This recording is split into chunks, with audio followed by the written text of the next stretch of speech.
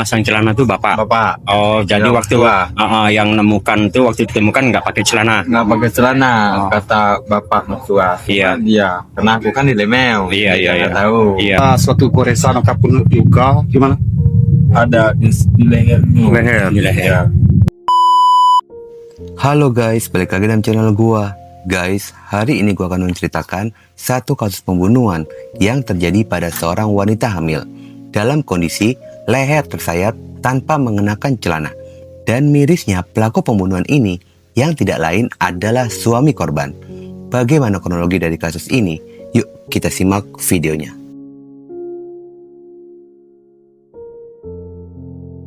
Kisah memilukan ini terjadi di desa Air Kopras, Kecamatan Pinang Belapis, Kabupaten Lebong, Provinsi Bengkulu. Di lokasi tersebut berdirilah sebuah rumah sederhana yang dihuni oleh 3 orang, yakni Zamzami berusia 50 tahun selaku kepala keluarga, istrinya serta anak tunggalnya yang bernama Aulia Zakrike berusia 19 tahun. Diketahui jika Zamzami ini merupakan seorang pedagang yang biasa berjualan di pasar Muara Aman, sementara istrinya merupakan seorang guru TK. Kehidupan keluarga itu pun bisa terbilang cukup harmonis. Seiring berjalannya waktu, datanglah seorang pria bernama Oga Yunanda berusia 23 tahun yang berdomisili di desa Lemeu, Kecamatan Uram Jaya, Lebong, Bengkulu. Pria tersebut datang untuk melamar anak tunggal dari bapak Zamzami yang bernama Aulia Zakrike. Lamaran itu pun diterima dan keduanya pun melangsungkan pernikahan pada bulan September 2025. Usai dari pernikahan itu, keduanya tinggal bersama di rumah orang tua dari Aulia, hingga akhirnya dikabarkan jika Aulia ini sedang hamil. Namun, meski usia pernikahan mereka terbilang baru, maliga rumah tangga mereka ini selalu diwarnai dengan keributan dan perdebatan. Seringnya keributan di antara keduanya yang membuat Aulia ini sering menolak ajakan berhubungan badan dari sang suami. Keributan itu pun dipicu lantaran masalah ekonomi, yang dimana Oga ini ketika menikahi Aulia sedang dalam kondisi yang tidak memiliki pekerjaan alias pengangguran. Sehingga rumah tangga mereka pun mulai dari awal pernikahan selalu diwarnai dengan keributan masalah ekonomi. Keributan demi keributan yang terus terjadi, hingga puncaknya Zamzami, ayah dari Aulia ini, meminta pada Oga untuk pulang ke rumah orang tuanya dan meminta agar Oga segera mencari pekerjaan terlebih dahulu. Selain itu, ayah dari Aulia pun sangat khawatir terjadi sesuatu dikarenakan keributan keduanya tidak kunjung mereda. Runcingnya keributan itu bukan hanya membahas masalah Oga yang belum mendapatkan pekerjaan, namun Aulia ini sudah menyinggung masalah ekonomi dari orang tua Oga Yunanda. Beberapa hari dari kepulangan Oga ke rumah orang tuanya itu, Oga ini pun masih terus memikirkan Aulia istrinya. Terlebih lagi, hasrat dari Oga belum terpenuhi, dikarenakan Aulia sang istri sering menolak ajakan hubungan badan. Hingga akhirnya Oga nekat mendatangi rumah mertuanya pada hari Kamis tanggal 5 Februari 2026. Oga tiba di rumah mertuanya jam 07.40, yang dimana pada saat itu mertua laki-lakinya sedang berada di pasar, sedangkan ibu mertuanya sedang mengajar di sekolah TK. Sehingga pada saat itu hanya tersisa Aulia saja sendirian di rumah. Oga mengaku kedatangan ke rumah orang tuanya itu untuk mengajak istrinya melakukan hubungan badan, yang dimana sudah lama Oga tidak ganti oli. Lalu Oga yang mengetahui seluk-beluk rumah mertuanya itu, dirinya pun masuk melalui pintu belakang rumah yang kondisinya tidak terkunci. Oga pun bergegas menuju kamar dari sang istri, yang pada saat itu istrinya sedang tidur sambil memainkan ponsel. Aulia yang terkejut dengan kedatangan Oga dan sudah mengetahui tujuannya, pasti ingin melakukan hubungan badan. Spontan saja, Aulia ini melindungi tubuhnya agar tidak dijamah oleh sang suami. Dan benar saja, Oga langsung memaksa Aulia untuk melakukan hubungan badan. Mendapatkan pemaksaan dari Oga sang suami, Aulia pun melakukan perlawanan dengan menendang suaminya. Sikap Aulia tersebut memancing emosi dari Olga yang langsung membekap serta menggenggam leher dari sang istri. Kuatnya genggaman itu membuat Aulia tidak berdaya.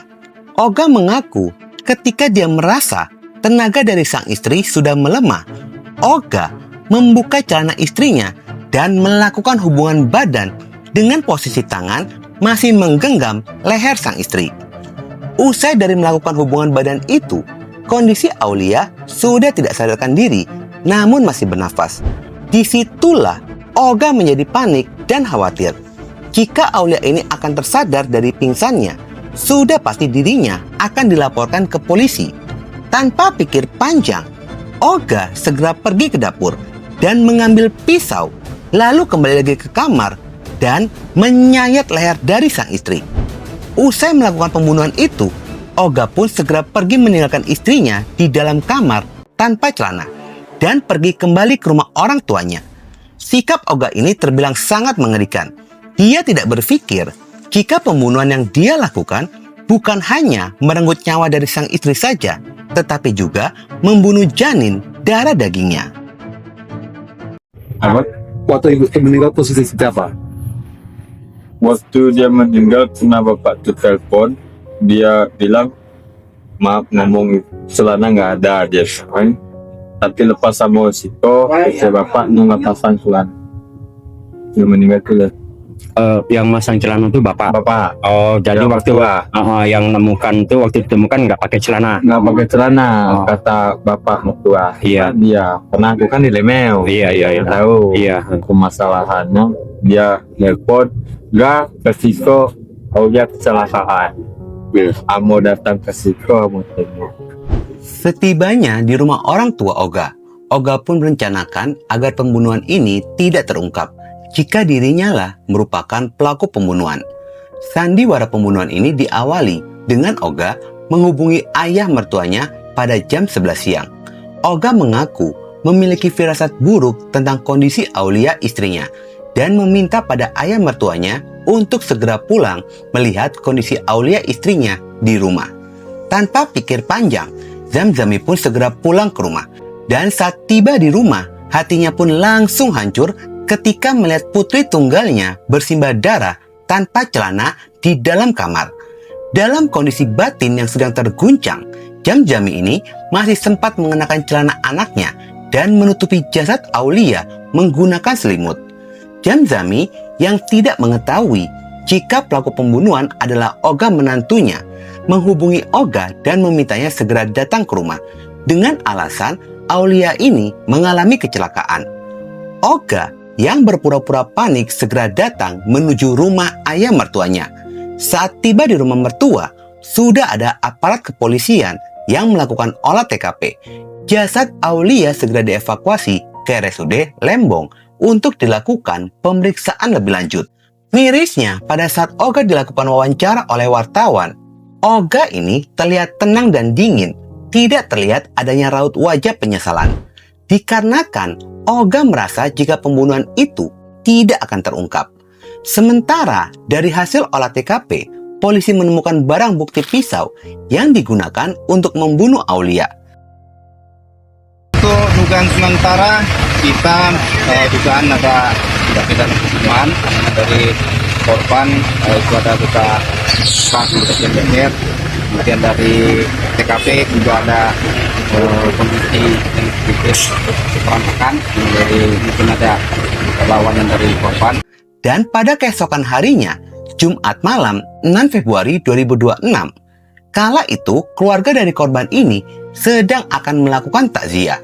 Dan malam itu pun Olga menghadiri acara tersebut, yang ternyata bukan hanya Olga saja yang hadir, melainkan anggota polisi pun turut hadir ke sana. Namun kedatangan polisi bukan untuk mengikuti acara, tetapi untuk menangkap Olga. Penangkapan Olga ini setelah polisi menemukan adanya sidik jari pada pisau di TKP.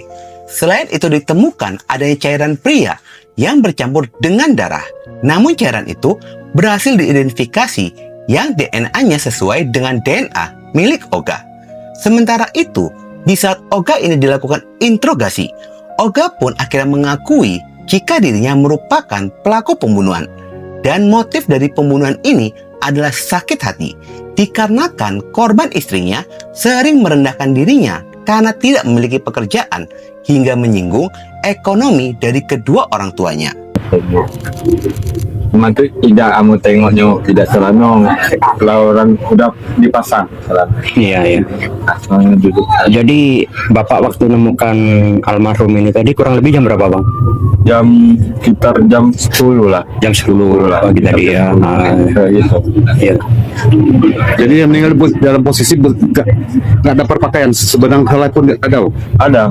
Ada pakaian ya. Ada. Ah, Dia tuh pakai baju. Pakai baju, Kalau celana terlepas. kalau bilang apa tuh terlepas. Iya, iya, iya. Karena mertua yang Ah, taruh celana. yang masang celana lagi itu Bapak tadi ya. Iya. Dalam posisi meninggal tuh Pak, apa tuh ada suatu goresan ataupun luka gimana? Ada di leher. Di leher. Ya. Di leher. Ya. Terus ada nggak di situ tadi benda-benda tajam yang ditemukan sama Bapak? Nggak ada. Nggak ada ya. Misalnya pisau, golok atau yang lain-lain? Nggak ada. Kalau di kamar tuh nggak ada. Nggak ada ya. Jadi posisi ibu ini meninggal, Bapak posisi apa? Bapak di rumahnya apa Bapak lagi di gimana? Lagi di luar. Lagi di luar. Mau kerja. Lagi mau kerja. Memang Bapak dari sini. Bapak ini memang Sudah hari ini nggak di sini. Nggak di sini. Sudah lama nggak di sini. Sudah berapa hari meninggalkan rumah ini? Berapa 2 minggu. Sudah 2 minggu. Belum pulang ke sini ya? Belum. Berarti ibu sendiri di sini. Ya sini dia 3 beranak. Oh, 3 bulan di sini. Ya. Oh, anak Bapak kandung. Ya anaknya. Anak. Anak. Ya. Oh ya. Keluar. Enggak, gini maksud saya. Si Bapak ini sudah punya anak belum?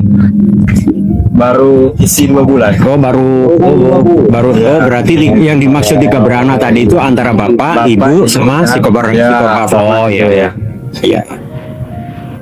Ya, itu Terima kasih ya Bang ya. Dari kejadian ini, pihak kepolisian pun menilai jika ini bukanlah pembunuhan berencana, sehingga pelaku terjerat pasal pembunuhan tidak berencana dengan ancaman maksimal 15 tahun. Guys, gimana menurut kalian? Kok gue pribadi menilai jika pelaku ini sudah merencanakan pembunuhan? Dikarenakan sangat rapi, pelaku menyusun rencana agar dirinya tidak ketahuan sebagai pelaku pembunuhan.